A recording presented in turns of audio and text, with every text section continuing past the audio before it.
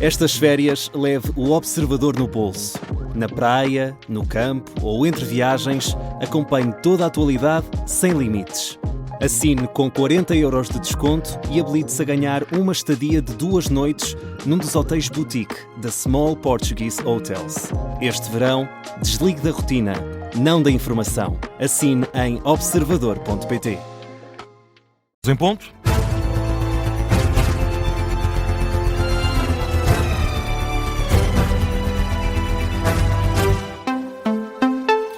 Jornal das 11, com a edição da Laura Figueiredo. E Laura, o Presidente da República quebrou o silêncio sobre os casos que envolvem o Ministro da Administração Interna.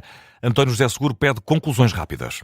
E apela a que se preserve a dignidade das instituições. O Presidente da República não quis adiantar muito mais, diz apenas que tem estado atento. Eu tenho acompanhado toda essa situação, acompanhei também os esclarecimentos que o Sr. Ministro teve a oportunidade de dizer, mas não vou entrar em nenhum detalhe. Está a decorrer um processo de investigação no âmbito da Procuradoria-Geral da República e o meu desejo é que rapidamente esses processos que estão em investigação, quer da violação do espaço e do gabinete de um deputado, quer as situações que estão a ser observadas do titular do Ministério da Administração Interna como diretor da Polícia Judiciária, possam ter conclusões e apuramento de responsabilidade.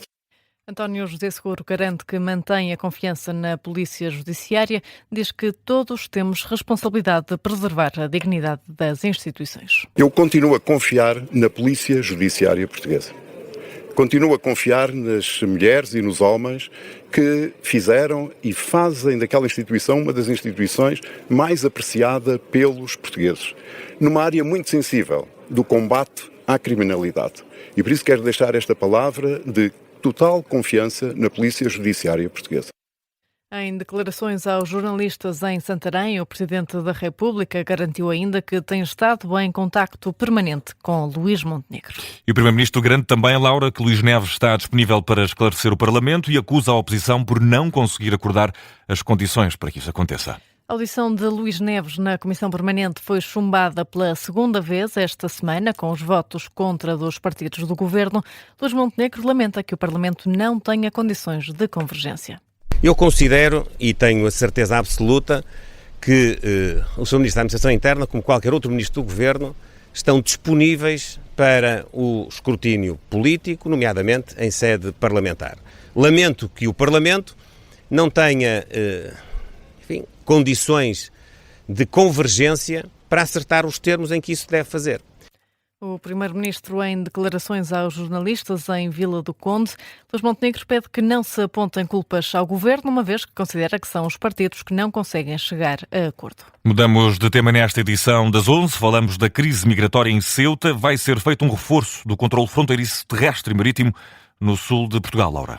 Anúncio feito pelo Primeiro-Ministro, que rejeita ainda assim suspender os acordos do espaço Schengen, tal como estão a pedir vários países europeus. Creio que não há razão para podermos tomar nenhuma medida de suspensão das regras do espaço Schengen, mas há razões para podermos reforçar a presença das forças da autoridade no controle de fronteiras, nomeadamente aquelas que estão mais próximas deste acontecimento. Estamos a referir-nos, portanto, ao sul do país. Isso nós faremos, é aquilo que nos parece mais adequado.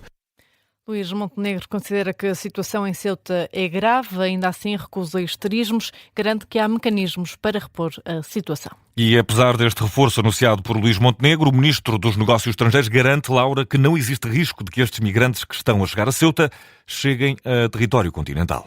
Ainda assim, Paulo Rangel diz que não pode haver qualquer relaxamento nos controlos das fronteiras.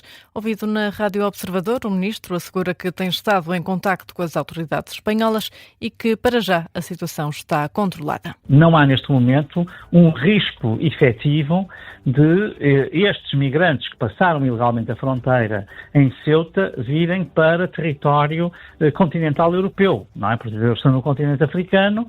Neste momento, o exército espanhol Marrocos e com uma colaboração muito forte das autoridades marroquinas está a controlar. Portanto, não há nenhuma saída de Ceuta, seja por mar, seja por terra, por ar, que se registre. E, portanto, nesse sentido, não há nenhuma possibilidade destas pessoas poderem vir para o continente europeu e, portanto, o risco, digamos, de haver aqui uma importação de imigração ilegal, neste momento, não existe.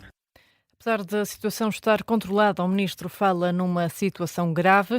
Adianta que vão decorrer reuniões na União Europeia para discutir a necessidade de um maior controlo fronteiriço. E evidentemente que a questão do rigor no controlo das fronteiras tem de ser discutida. Portanto, independentemente desta crise ter agora uma solução que não agrave, digamos, que não venha a impor restrições em Schengen, etc., mesmo que tenhamos essa solução, que é o que parece desenhar-se, isto não dispensa, em primeiro lugar, um reforço do controle de fronteiras externas da União Europeia, não dispensa um diálogo com o governo espanhol. O Ministro dos Negócios Estrangeiros, Paulo Rangel, em entrevista à Rádio Observador. E o Presidente da República, Laura, diz que, de acordo com o Governo, a situação está controlada e rejeita medidas quanto ao espaço Schengen. António José Seguro diz que acompanha as medidas anunciadas pelo Executivo, considera que para já não há necessidade de outro tipo de decisões em relação ao espaço Schengen. Traria consequências para a economia, para a vida das pessoas, sobretudo numa altura em que muitos dos nossos imigrantes vêm para Portugal, numa altura em que existem muitas trocas comerciais entre Portugal e Espanha, que teriam consequências, obviamente, negativas. E com a informação que tenho, não me parece que estejamos ao nível dessa exigência. Declarações do Presidente da República à margem do 12º Festival Internacional de Música de Marvão. Tempo ainda nesta edição das 11 para olhar para o incêndio em Valpassos, no concelho de Vila Real. O combate à frente do incêndio na zona de Mirandela e Vinhais está, Laura, a evoluir favoravelmente. É uma informação avançada pela Proteção Civil. O Comandante Regional do Norte, Albano Teixeira, explica que a descida da temperatura e o aumento da umidade durante a noite ajudam no combate às chamas. A esta hora mantemos os meios de trabalho na frente 2, que é aquela que nos está a oferecer maior preocupação e maior empenho dos meios, e temos o combate a evoluir favoravelmente. Portanto, esperamos que assim continue ao longo da noite, para de manhã termos boas notícias. Albano Teixeira realça também que a estratégia de reforçar os meios aéreos ao final da tarde deu resultado. Foi uma estratégia que foi montada e que foi pensada já ao longo do dia e deu resultados porque permitiu consolidar, abrir alguns espaços e criar algumas oportunidades para os meios terrestres, neste caso os operacionais, os bombeiros, entrarem e fazerem o seu trabalho com um ataque direto à chama. De acordo com a Proteção Civil, a situação no concelho de Valpassos está já controlada. Esta hora no terreno continuam mais de 900 bombeiros e 300 veículos. E na atualidade internacional, um sismo de magnitude 4.7 na escala de Richter fez tremer a região próxima de Nápoles, no sul de Itália. De acordo com a Proteção Civil italiana, há registro de pelo menos 10 feridos ligeiros. O abalo provocou também interrupções no serviço ferroviário e cortes de energia na zona. Já de acordo com a agência ANSA, o sismo causou a queda de 2 prédios e também danos na fachada de diversos edifícios. E no futebol, amanhã, Futebol Clube do Porto e Torrense vão entrar em campo para jogar, Laura, a Supertaça Cândido de Oliveira. O estádio da cidade de Coimbra vai ser o palco deste jogo, que marca o arranque oficial da temporada 2026-2027. É um jogo histórico para a equipa de Torres Vedras, depois de ter sido a primeira da segunda Liga a vencer a Taça de Portugal. Luís Tralhão, treinador do Torrense, diz que o Futebol Clube do Porto é uma equipa de nível mundial. Ainda assim, acredita na capacidade dos jogadores para amanhã surpreenderem o campeão nacional. Porque não é? Porque não? Quer dizer, a Taça de Portugal nunca ninguém tinha ganho da segunda Liga, tinha ganho a Taça de Portugal. Nós acreditávamos que poderia acontecer, e temos muita confiança naquilo que podemos fazer. Podemos criar dificuldades a qualquer equipa. E num jogo, tudo pode acontecer. Tudo aconteceu naquele dia com o Sporting. É uma competição, obviamente estamos aqui porque aconteceu esse dia e muitos outros dias na Taça de Portugal. Atenção, não foi só por esse dia. E contra o Porto acreditamos, como é óbvio, que podemos voltar a fazer, e os jogadores sabem disso. Hoje falei disso com eles.